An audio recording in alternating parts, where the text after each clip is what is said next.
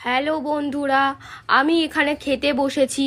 আজকে আমার সাথে আছে ভাত, আলু সেদ্ধ, তার সঙ্গে রয়েছে মোচার ঘন্ট, তার সঙ্গে রয়েছে একটু মিষ্টি দই।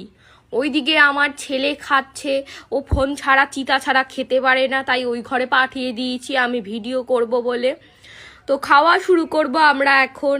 তার আগে তোমাদের একটা গান শোনাবো।